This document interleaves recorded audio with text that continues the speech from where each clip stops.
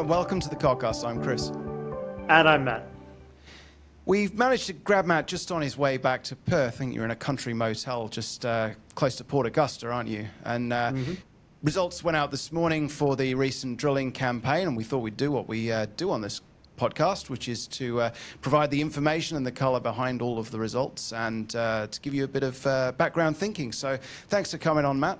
A bit of a mixed bag of results. The rocks haven't treated us quite as kindly as we might have hoped, but certainly some really interesting results. And for the first time, we've encountered mineralised Tapley outside of the resource and a decent distance away as well, about 1,600 metres from the main resource. That hole 38, pretty significant, pretty exciting. Matt, can you give us a bit more context about what's going on in this new Tapley region in the southeast? Yeah, sure. So the southern two holes were targeted based on a couple of different things. There was a 2D seismic signature. There was a depth to basement anomaly, so the basement had a sort of a paleo valley in it.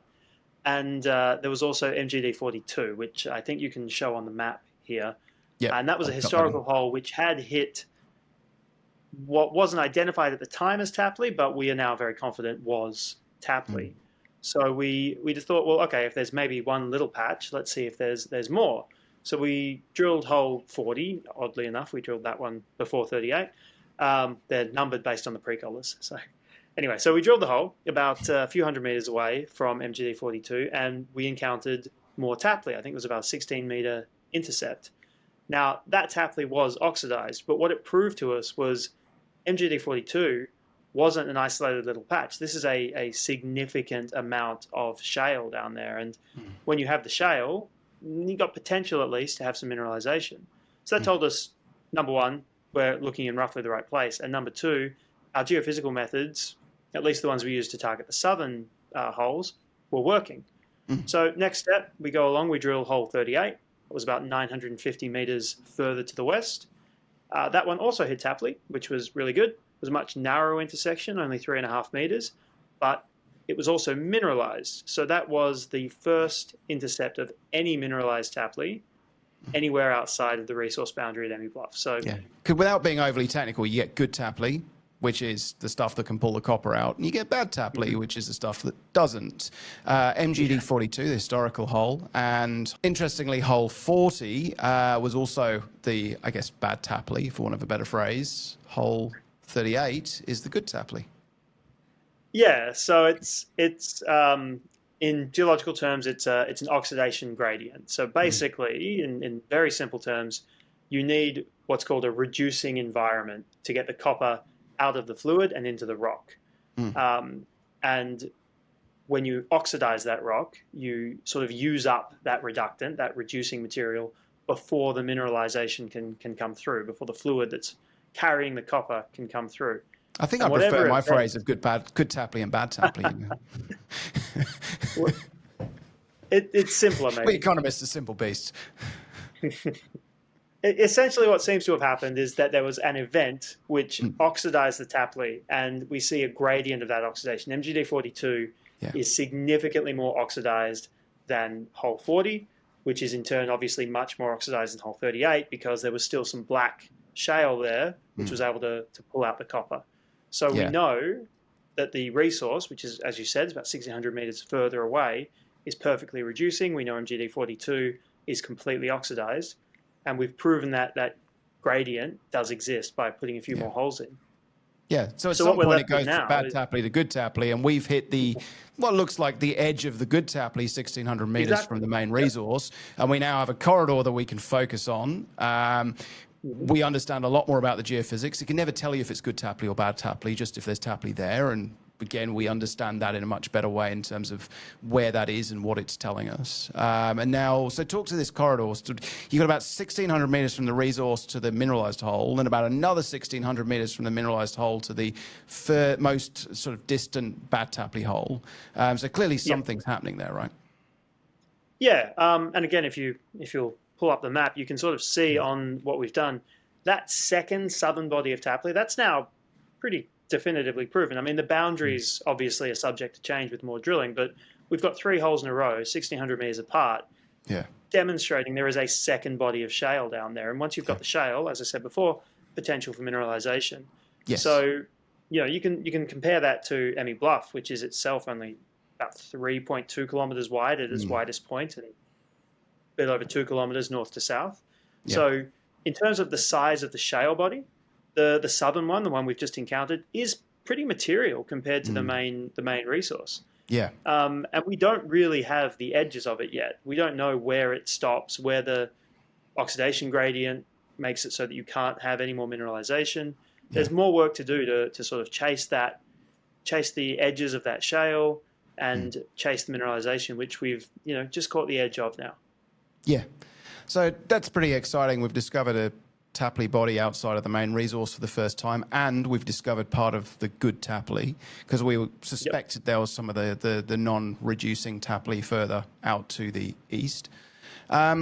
This program, just put it in context, right? We took some pretty big swings here. This wasn't a cynical kind of just make sure you don't have any risk of bad results, go up the resource. These were stepping out, well over 1,500 plus meters from the main resource. Very much driven by science, driven by the geophysics. For those of you who haven't worked in the industry, and I know shareholders feel results very strongly as well, when you do get a duster in a program, it really does, it's a knife in the guts, isn't it? So those northeastern holes, the two sort of immediately adjacent to the mineralization but a fair way out, driven by MT, what's going on there? Why do you think, because we didn't hit any Tapley in those, good or bad, did we? It was just straight Whyalla to Pandora, so two sandstones. Yep. So MT is an electromagnetic method. Seismic it's more of a physical. It's an acoustic method, but it reacts to the physical properties of the rock in a much more direct sense. Whereas MT is trying to measure the electrical properties of the rock. So black shale is very conductive. Ask any nickel explorer, and they've all drilled black shales unintentionally, hoping for nickel sulfides.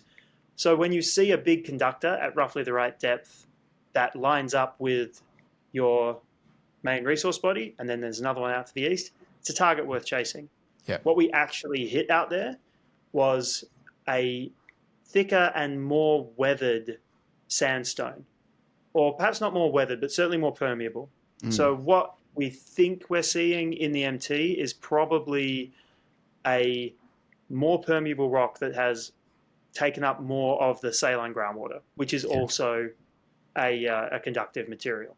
So it's demonstrated that MT certainly seems, it lines up beautifully with the shale, but most likely what it's defining is the overall basin, which combines both Whyalla and Tapley. And unfortunately, out to the east, while the basin is still there, the Tapley isn't. It's all Whyalla. So you can the geophysics certainly picked the properties of the rock accurately. Unfortunately, they just wasn't the right kind of rock. No, exactly. Useful geotechnical technique. These are holes that deserve to get drilled. No two ways about it. Both of those northeastern holes were dusters. So of the 4 holes, 2 complete dusters. One that hit Tapley as we expected, but it was, albeit moving towards good Tapley, it wasn't quite there. And then the final hole of the program that's hit good Tapley and identified that corridor. Obviously, you always want all 4 holes to be mineralized. This is still a very good outcome, and I think I would have been surprised if all 4 were. Just certainly that was my hope. But you've got to take these risks, and you've got to get out there. We only drilled 4 holes, so to put this in context, it's a relatively low cost program. It's still $5 million in the bank as of this morning, and that was so that we could get some information, triangulate, correlate, do all the things that you want to do in terms of the science of it, and then look to getting back out there with much more efficient targeting, right? Yeah, so the drilling has answered the biggest question that we had, which is there any exploration potential? Is there Tapley beyond the basin or the resource that we've already defined? Big tick, answers yes. We know that now, that we know there's a large shale body down there.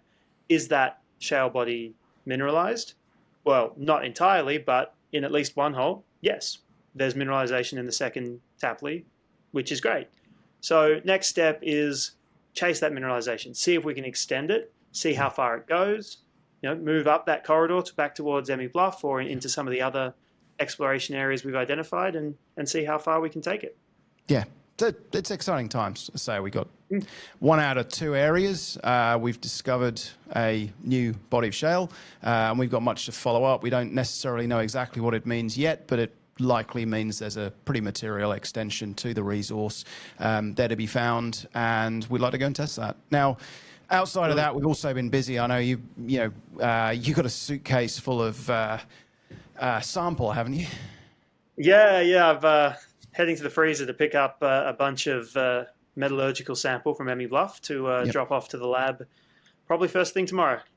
Yep, so no messing around here. We've been doing some more work in the lab. We talked about it a little in the release. Look, we're going to have to do some more work, but we're, again, really focused. One of the big breakthrough potentials with this project is obviously reducing that CapEx in the Albion stage in particular, being more efficient on the recoveries, being more efficient in the way that you manage the cobalt. I mean, cobalt's great. It's gone up, 30% since early February. We can see that just tiny changes in the market make a huge difference. And as I always say, when you look at the sovereign risk of the DRC, if only there were 30,000 tons of cobalt sitting in the world's most perfect place to be developing a mine. So, this is a big advantage. So you'll be getting up first thing in the morning and taking that round to the lab. No point wasting money on couriers, right? That's the plan. Yep, I'll be out there and hopefully getting the chance to speak to the Mets a bit and understand the new process that we're looking into. Yeah, it's not just to save money on couriers. You're our resident chemist as well, aren't you? So we're getting some more info on that. We're still sitting on over 1 million tons of contained copper equivalent. It's about 750,000 tons of copper, 33,000 tons of cobalt, and 28 million ounces of silver. This is a big project. Potential to expand that, and again, significant potential to be more efficient in the way that we recover the copper and manage the cobalt as well. And we're really heavily focused on that right now. Yeah, that's my next several weeks at least. Yeah, much happening.